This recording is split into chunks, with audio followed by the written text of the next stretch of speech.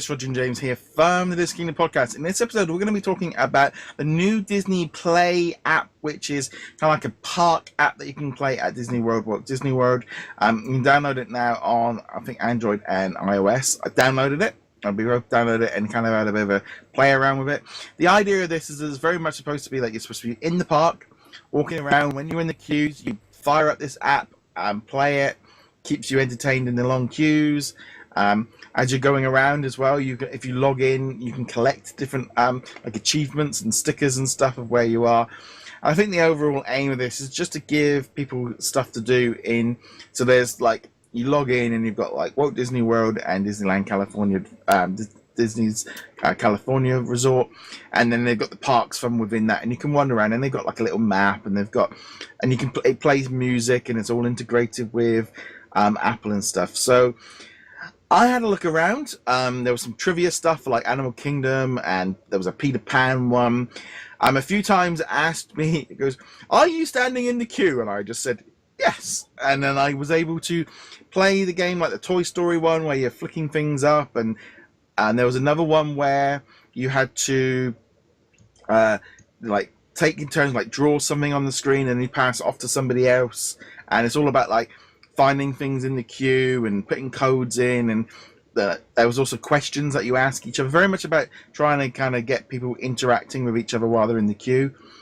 The games, I'll be honest, as if you're not at the parks, this game it is rather dull, and I'll be honest, it is. If you weren't in a queue and you had to do something to do, you would not really go anywhere near this. The trivia is very basic. Some of the things like the soaring one, I think, like when you're queuing up for soaring and there's an interact, you can actually play that thing, but it does actually, at that point, it does ask you to join that particular Wi-Fi zone. So it's yeah, I'm a little bit, I kind of was wandering around with it and kind of going, there's a lot of empty areas with no like attraction rides. They kind of built it up that there was this big thing. You can do the Agent P thing going around Epcot, and I think Hollywood Studios, surprising, there was only one thing there, Toy Story Mania. That was about the only, there wasn't anything else in the park to do. It's all linked up to the music. I don't quite know why you'd want to listen to the music of the ride while you're in the queue. I don't quite get that part of it. But yeah, what did you think? I thought it was okay. So I wasn't actually able to access any of the things except for the trivia, and maybe that's because I turned on location services, so it knew I wasn't in the park. Yeah.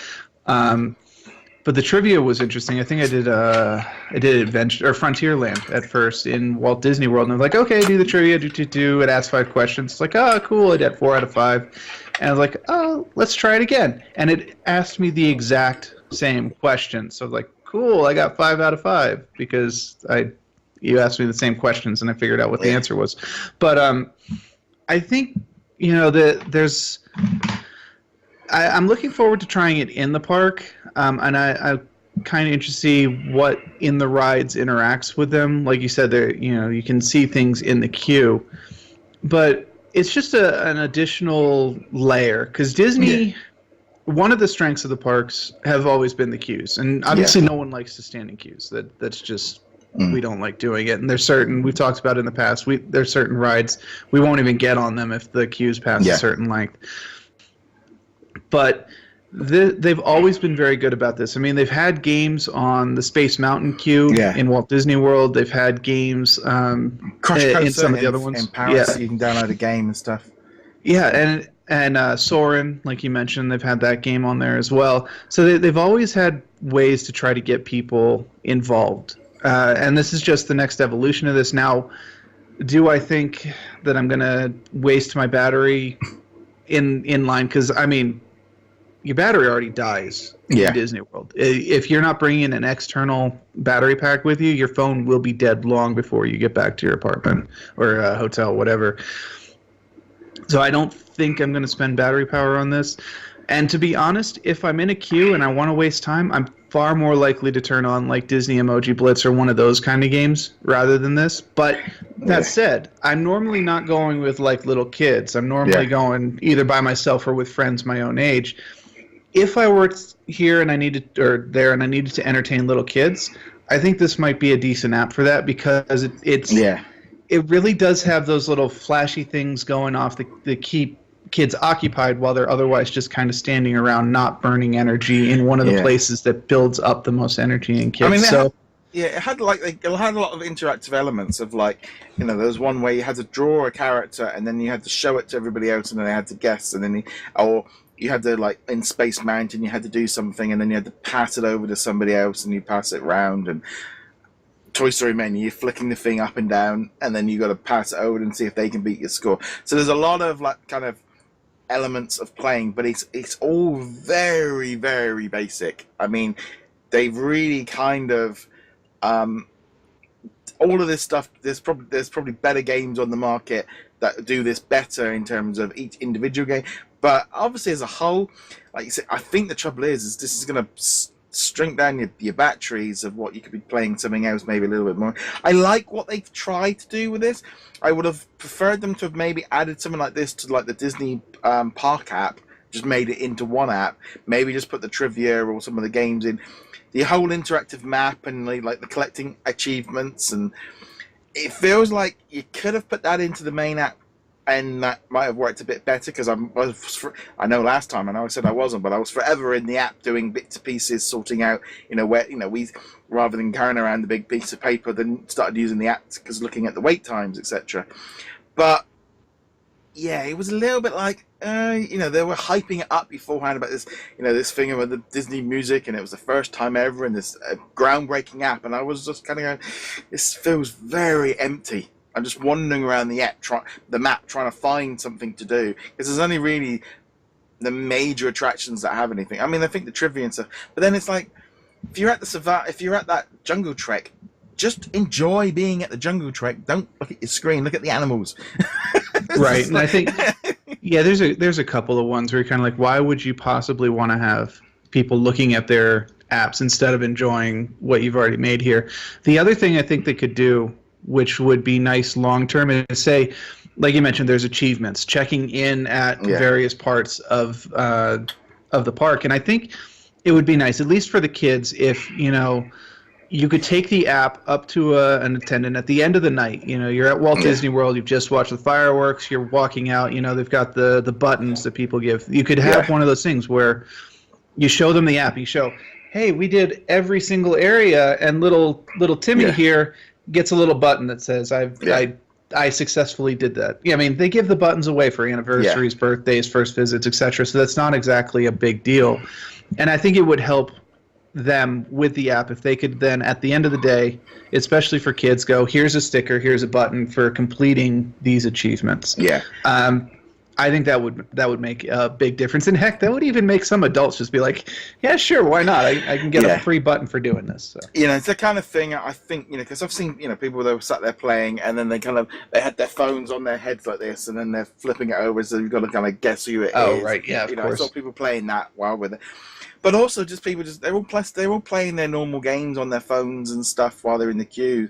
I tend to say, obviously battery, but I don't know. I was very underwhelmed. I was a bit like, you really hyped this up, and I don't think you delivered. This felt very, very light. I mean, they can obviously add stuff later as they're going along, but I don't know. I thought the art style of the map looks cool, and I like what they've done with it. But at the same time, I don't know. I was just a bit underwhelmed. I think that was probably the thing. And obviously, if you're at the park and you're doing it, but it's like, put the app down and look around where you are, rather than just you're already going to be doing it as it is. I think the app is a bit like, they're probably going, well, we need to keep kids engaged on their phones, otherwise they're not going to. They're going to, like, well, the kids are going to be doing whatever they're doing anyway. This app, I know they want to probably, rather than playing Candy Crush or something else, they rather you be playing that. And I suppose if you're in a big family and go, right, okay, kids, we're going to play this game, it might kill 5-10 minutes. Right, of course. They want you using their app rather than someone else's app, because they're mining whatever data they can out of this. And hopefully that's not a surprise to anybody. But yeah, they're mining your data when you use this app, whether you use it at the park or not. But they can do that with their own apps too, because they're absolutely mining your data if you're playing Disney Magic Kingdoms or Disney Emoji Blitz, Frozen Freefall, any of those games, they're pulling it as well. But this one is, of course, tailored directly for the parks, which is what they want. So yeah, it's kind of cool. I like where they're going with it. I think it needs a lot more tweaks. I think it needs a bit more investment. This kind of feels very light. But if they do continue to support it, and I don't know if they will or not. Obviously, they've got to decide the best use for their resources no matter what. But if they do decide to continue to support it and they do continue to update it, there is potential here. There is a good starting framework. The basic functions work, as near as we can tell. Location data, getting you engaged at the park, and so on. If they can add some things to it that are more engaging, and who knows, maybe when you're in the queue, for whatever, this really does engage you, or at least it keeps the kids occupied, which is really the main point. It definitely was kind of like, because I know before it launched, when I put up a couple of stories about it, there was quite a bit of excitement about it. And then the app launched, and I don't think I've seen one person post about it after the app came out, which in the Disney community and all the rest of it, if something's hot, it. This was just it was almost like, I don't know if everyone maybe did the same thing that we did, of just like it's not what I thought, and then that was yeah, and we'll see, because definitely I'm going down there later this year, but not until December, so we're still 5 months out from when I'll get a chance to actually try it at the they'll parks. have discontinued support by then if it's not. I mean, they might have, and even if they haven't, we might have completely forgotten about it. So, this might be the last time we talk about it. I kind of hope we don't, though. I kind of hope that they do support it, and they let it grow into a product that the trouble is could actually be good. Yeah, the only thing is as well is like, obviously downloading stuff over Wi-Fi, it's got to be small, it's got to be compressed. You almost feel like, like maybe if it's a little bit more things of you maybe on the Frozen ride, and they throw in 10, 15, 20 levels of Frozen Freefall. You're at, you go on, that kind of thing of integrating what they maybe already got, but then the game's going to get so bloated and so big that people are going to uninstall it. I don't know. It feels to me like, if you're at the park, once you've left the park, you're going to delete this app, and you probably will never go anywhere near it. It is aimed at the app. That's what going to the park. That's what they want. But I don't know. I think they need it. I think there's the way they hyped it up. I don't think it delivered.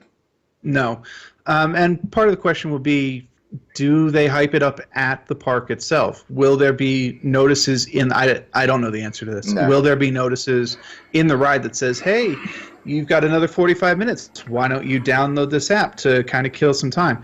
I don't know if they're doing that or not. And if they are, then sure, your mom or whoever is in the park with their little kids, and they're not tuned into the day-to-day of Disney, might be like, all right, let's give it a try, and they keep their kids entertained. But like you said, I think the second they're out of the park, or at least they're heading back home, gone. It's gone.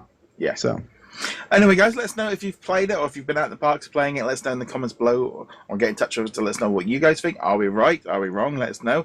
Go check us out over at DisKingdom.com. Like, follow, subscribe to keep up with the latest from us. James, where can they find you? HeroicLegacy.com. On that note, guys, thank you very much for joining us. We'll be back soon. Later.